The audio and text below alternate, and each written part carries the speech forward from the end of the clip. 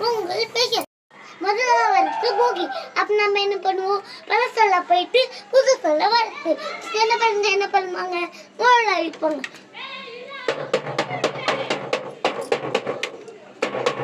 ரெண்டாவது வரது பொங்கல். அப்ப நம்ம என்ன பண்ணுவோம், சூரிய பகவான் நினைச்சு சாமி கும்பிடுவோம். பொங்கல் கரும்புல படைப்போம்.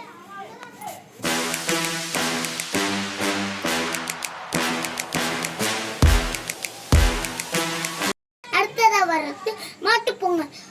அப்போ கிராமத்துல விசேஷமா இருக்கும்.